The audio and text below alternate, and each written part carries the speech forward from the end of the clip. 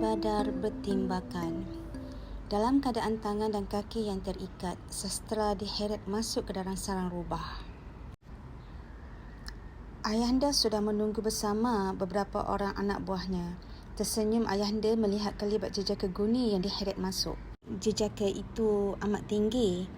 Banyak pihak termasuklah puak kongsi gelap yang mahukan jejaka ini hidup-hidup. Jagung menolak sastra ke posisi melutut di tengah-tengah ruang.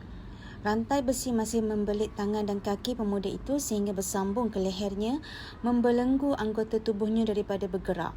Kepalanya tertutup oleh karung guni. Jagung maju mendekati Ayahanda. Sebungkus kain dihulurkan. Di dalamnya terdapat keris sakti milik jejaka guni. Ayahanda mengambil bungkusan tersebut dan meletakkannya ke riba.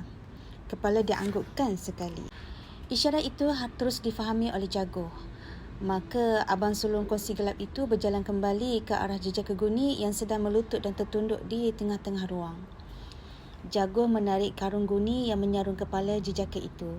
Maka ternampaklah wajah jejaka guni yang menjadi tanda tanya orang ramai selama ini. Ayahanda terkejut, terus terduduk tegak. Matanya terbeliak. Sastra yang kesilauan terkedip-kedip apabila cuba membuka mata. Sebaik sahaja matanya berjaya terbuka, pemuda itu juga terkejut. 6480? Soal sastra. Matanya memandang tepat ke arah ayahanda yang sedang duduk di hadapan. Tergamam, seperti ternampak hantu. Anak-anak buah yang lain juga tertanya-tanya. Daripada pertanyaan jejaka guni itu, nampaknya seperti pengamal ilmu hitam itu mengenali ayahanda mereka. Wajah sastra seperti hendak tersenyum melihat orang yang amat dikenalinya. Dia bertanya lagi, 680, itu engkau kah? Dia benar-benar pasti bahawa lelaki yang duduk di atas kerusi batu di hadapannya itu merupakan orang yang dikenali olehnya. Gembira pemuda itu melihat wajah seorang sahabat yang sudah terpisah selama bertahun-tahun. Mungkin inilah petunjuk cendrawasih. Ayahanda pula seperti kebingungan, masih lagi terdiam, menghadamkan apa yang berlaku. Sastra melihat ke sekeliling. Ternampak beberapa orang lelaki dan wanita bengis yang berdiri di sekitar ruang itu. Ada yang mukanya berparut, ada yang buta sebelah mata, ada yang memakai subang. Penampilan mereka bukanlah seperti orang kebanyakan, kesemuanya memegang senjata. Dia juga dapat mengecam wajah 5 orang penyangak yang dibelasah tempoh hari. Tempat ini tidak memancarkan suasana mesra. Pasti tempat ini markas para penyangak tersebut. Sastra tidak senyum. Dia kembali memandang ke arah ayahanda lalu bertanya lagi. Apa sudah jadi 6480? Akhirnya ayahanda membalas dengan nada sindiran. Oh, sekarang kau tiba-tiba ingat akan aku? Jadi betul kau 6480? Aku Andika, ayahanda Andika. Ini semua orang-orang kau. Mereka keluarga aku. Apakah yang sedang berlaku kepada kau? Tanya sastra. Andika tidak menjawab. Dia menanyakan soalan lain. Jadi, memang benarlah kau dan keturunan kau menggunakan ilmu hitam? Sastra tertunduk, berkerut dahinya. Hakikatnya, dia juga masih bingung. Dia tahu sebersedikit tentang pengamalan ilmu hitam keturunannya oleh para tabib dan pawang yang merawatnya di istana dahulu. Selebihnya, dia tidak tahu. Sekurang-kurangnya, dia sendiri tidak pernah meminta ilmu hitam itu. Lalu, kepalanya digeleng perlahan-lahan untuk menafikannya. Andika mendengus ketawa kecil. Tidak percaya akan gerak penafian daripada sastra. Jagung sendiri sudah memberikan penyaksian ke atas ilmu hitam yang digunakan oleh jejaka guni. Mana mungkin Jagung menipu? Terbuktilah saka raja memang benar. Keturunan Aradana memang menggunakan ilmu hitam untuk menundukkan manusia dan berkuasa ke atas kepulauan Nusantara selama ini. Korang lelaki ini, dengan tenang Andika memberi arahan. Jagung mendengar arahan itu lalu membuat isyarat gerakan tangan ke arah anak-anak rubah yang lain supaya membawa jejaka guni ke gua kerangkeng. Beberapa orang anak buah melaksanakan arahan tersebut. Sastra langsung tidak melawan. Dia merelakan sahaja dirinya diheret keluar. Matanya memandang tajam ke arah susuk yang digelar ayahanda tadi. Setelah pintu tertutup, Jagung merapati Andika. Lelaki sasih itu bertanya, Ayahanda kenal jejaka itu? Andika diam. Jago pun memberi isyarat kepada anak-anak buah yang lain supaya meninggalkan dirinya berdua sahaja dengan Andika di ruang tersebut. Barangkali ayahnya lebih selesa untuk bercakap dengan dia sahaja sebagai abang sulung. Semua anak-anak rubah akur dan terus keluar. Apakah angka-angka pelik yang dikatakan oleh jejaka tadi? Adakah dia sedang cuba menyihir ayahanda? Tanya Jago dengan lebih terperinci. Andika berpaling perlahan ke muka Jago. Lelaki itu kemudiannya menjawab, "Kau bukan sahaja berjaya menangkap jejaka guni, Jago. Kau telah mendapat badar bertimbakan." "Mengapakah begitu, ayahanda?" tanya Jago. Andika menjawab, "Jejaka guni itu ialah putera Aradana Sastra, pewaris tahta tunggal Kesultanan Aradanapura ini." Terbuka luas mata Jago. Jago masuk ke gua kerangkeng. Lorong kandang kurungan bawah tanah ini gelap, hanya diterangi cahaya malap daripada api jamung-jamung pada dinding. Sepanjang laluannya terdapat kurungan-kurungan lain yang menempatkan manusia-manusia yang melanggar perjanjian. Kebanyakannya ialah mereka yang gagal membayar hutang. Beberapa orang anak buah berjaga di lorong tersebut. Di penghujung lorong terdapat sebuah pintu. Di sebalik pintu itulah kurungan yang menempatkan jejaka guni. Semakin menuju ke dalam, semakin lorong itu gelap. Jago mendapati jamun-jamun di situ dipadamkan. Abang sulung puak itu pun berhenti dan memberi arahan kepada salah seorang anak buah yang berjaga di tepi lorong. "Nyalakan jamu-jamu itu," katanya. Serba tidak kena muka anak buah yang mendengar. Dia menggaru-garu kepala. "Boleh, abang sulung, tapi mungkin ini membahayakan." Terangkat sebelah kening Jago. "Mengapa pula?" Anak buah itu menjelaskan. Jejaka guni itu meracau apabila melihat api." Jago berasa pelik. Kata anak buah itu lagi, "Mungkin kekuatannya bukan hanya pada keris semata-mata. Api juga boleh menjadikan dia kuat." Mendengar andaian anak buahnya itu, barulah Jago teringatkan upacara yang perlu dilakukan oleh ayahanda untuk menguatkan kesaktian padanya. Upacara itu juga melibatkan api. "Masuk akal," kata Jago bersetuju. Pemujaan jin dan syaitan amat berkait rapat dengan api. Tidak hairanlah jejaka guni menjadi gairah apabila didekatkan dengan api. Kemungkinan besar itulah salah satu punca kekuatannya. "Arahkan anak-anak rubah yang lain untuk matikan semua api di lorong ini." Jago menukar arahannya. "Baik, abang sulung." Pintu ke tempat kurungan jejaka guni dibuka dalam gelap. Sama-sama kelihatan jejaka guni sedang mengerjakan solat. Jago meluat melihat kepura-puraan itu. Seperti setengah rakyat yang sudah terdengar cerita tentang perkara yang berlaku di istana, Jago juga sudah tahu akan pengamalan syirik keturunan di Raja Aradana. Lebih-lebih lagi, dia sendiri berpengalaman terkena penangan ilmu hitam itu. Jago membengkokkan sedikit besi-besi kurungan. Dia memasukkan lengannya ke celahan kekisi kurungan yang sudah diluaskan itu, lalu terus menyentap leher baju jejaka guni dari belakang. Jejaka guni terjatuh. Kemudian dia bangun semula dan terus menyambung solatnya. "Sudah, berhenti. Aku tidak suka melihat engkau solat." Walaupun tidak ada sesiapa yang pasti akan kepercayaan yang dianuti oleh Jago, lelaki itu tidak berpuas hati melihat kelakuan jejaka guni yang seperti mempersendakan agama Islam.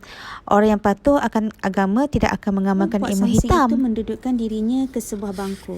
Dia mengeluarkan Abang sulung kerisnya, Puak Samsing namun itu tidak terus mendudukkan melakukan dirinya apa-apa ke sebuah tindakan. bangku. Dia mengeluarkan kerisnya namun jejaka tidak terus guni melakukan menghabiskan apa-apa tindakan. sembahyang. Dia memutuskan Solat ialah untuk membiarkan satu jejaka cara guni untuk menghabiskan sastra sembahyang. mententeramkan dirinya. Solat ialah Dia salah satu mendapati cara bahawa untuk dirinya sastra akan lebih tenang mententeramkan tatkala dirinya. berzikir, membaca Dia mendapati Al-Quran dan bahawa menunaikan dirinya solat. akan lebih senang, Mungkin sang tenang raja yang tatkala diwarisi berzikir, menjauhinya membaca setiap kali Al-Quran dia dan menunaikan solat. ibadah-ibadah tersebut. Mungkin sang Kerana raja itulah yang dia dimiliki berasa damai. menjauhinya setiap kali Selesai dia menunaikan mengerjakan ibadah-ibadah tersebut.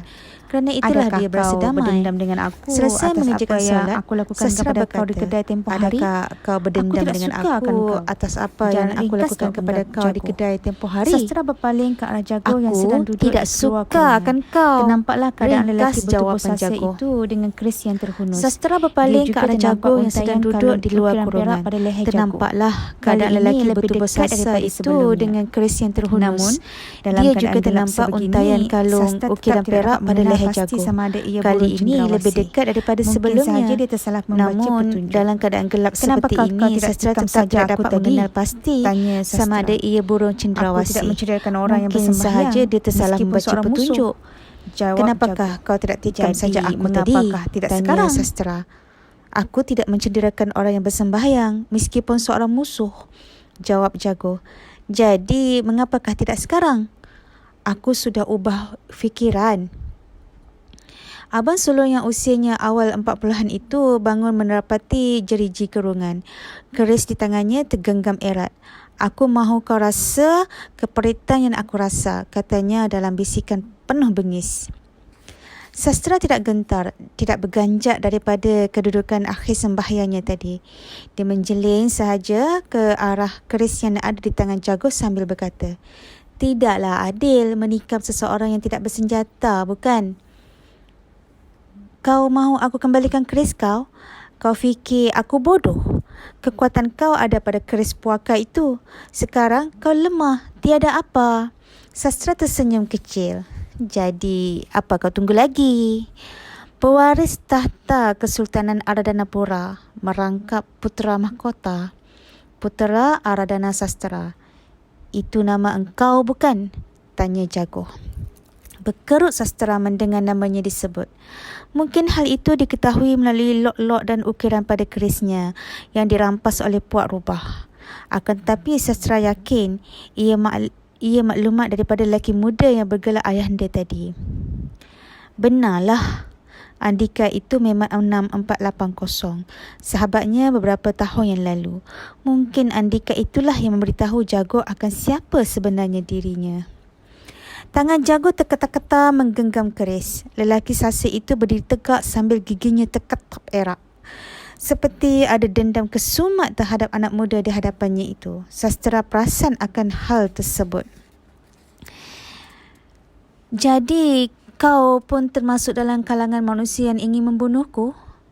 Tanya putera yang bergelar Jigeguni itu. Jago tidak membalas, akan tetapi renungan tajamnya sudah cukup untuk menjawab soalan oleh putera Aradana Sastra. Silakan, kata Sastra sambil matanya merenung tenang ke arah genggaman keris Jago. Tidak semudah itu. Aku tidak mahu kau terus mati dalam tanggapan diri kau teraniaya. Aku mahu kau mati dalam kehinaan. Aku mahu kau mati dalam keadaan sedar akan kerosakan yang telah keturunan kau lakukan. Kelak, tangan dan kaki kau akan aku putuskan. Badan kau akan aku heret keliling pekang. Akan aku beritahu kepada orang-orang yang inilah putera daripada keturunan raja yang menghisap darah rakyat seperti lintah. Sastra hanya mendiamkan diri. Tidak ada gunanya dia cuba berbahas atau memperbentukkan apa-apa. Manusia akan tetap percaya pada apa yang mereka mahu percaya. Dia kekal duduk tasyahud akhir. Dipalingkan semula kepalanya membelakangi Jago. Aku benci kau, kata Jago lagi. Hidup akan lebih tenteram jika kau melihatnya lebih daripada sekadar suka atau benci sahaja. Pang! Jago melibas kerisnya pada gerigi besi. Bengang akan putera yang berasa dirinya layak untuk memberi nasihat. Hanya kerana arahan ayahandanya lah dia masih tidak apa-apakan jejak keguni. Lelaki sasir itu berkata, hidup ini satu permainan bagi orang yang lahir di dalam guni beremas seperti engkau. Tidak perlu fikirkan kesusahan hidup seperti rakyat biasa yang lain. Celek mata disuapkan makanan, mengantuk disorongkan bantal, jemu dihidangkan hiburan. Kau keluar masuk istana sesuka hati. Bermain acah konon-konon rakyat biasa, kononnya wira. Apabila sudah penat, kau pulang ke sebalik tembok tebal istana. Tidak menyelesaikan apa-apa pun. Kau fikir jasa kau cukup besar? Kau hanya menyelesaikan kerja aku. Seperti rakyat lain juga, Jago tidak ambil maklum akan apa yang berlaku di sebalik tembok istana beberapa tahun akhir ini. Perihal putera yang lari dari istana hanyalah dianggap sebagai kabar angin, nakal dalam kalangan rakyat. Jauh sekali untuk mengetahui tentang sultan yang kini gering dan pergolakan lain. Sastra tidak membalas. Dengan tenang dia mengesok dan bersandar ke dinding batu kurungan itu. Kini dia dan Jago sedang menghadap. Jejaka Guni, pui! Jago meludah ke lantai. Pendekar kesultanan pun kau bodoh-bodohkan. Mereka semua itu telah bersumpah untuk menjaga keselamatan setanah air, tetapi telah kau bazikan keringat mereka dengan bermain kejar-kejar. Walhal kau boleh duduk diam-diam di dalam istana. Setiap pendekar yang terlepaskan orang buruan akan dipotong gaji. Maknanya, setiap pendekar yang gagal menangkap kau tadi akan dipotong upahnya. Pendekar dibayar gaji mengikut tempoh pekan. Jika tiada upah sepekan, maka tidak berasaplah dapur. Kau tidak suka akan aku. Jadi syarahan kau hanya membazir masa. Sama ada kau tikam sahaja aku atau kau pergi dari sini, kata sastera. Jago tidak berhenti. Imbuhan terhadap bekas pendekar termasuklah piung diraja telah dipotong 4 tahun lalu. Setelah berpuluh-puluh tahun berkhidmat, sumbangan mereka tidak dihargai. Ada di antara mereka yang hilang tangan dan kaki. Ada yang hilang nyawa demi mempertahankan keamanan. Tetapi akhirnya imbuhan mereka dicatu. Kau pula menghabiskan kurna kesultanan. Kau dan jurai keturunan kau telah menganiaya aku. Ada sesuatu yang menangkap sastra pada kata-kata Jago sejak tadi. Orang itu seperti tahu benar cerita dalaman berkaitan pendekar Kesultanan Aradanapura. Sastra mendongak lalu bertanya, kau pernah menjadi pendekar? Aku bekas pion diraja. Pasukan pendekar khas yang mengawal pergerakan keluarga diraja. Aku pernah mengiringi kau putera Ardana Sastra. Aku pernah mempertaruhkan nyawa demi keselamatan keluarga kau. Tapi kau tidak mungkin mengecam aku pun. Sastra diam mendengar. Tiap-tiap hari aku harus melihat seorang anak kecil dilayan seperti dewa.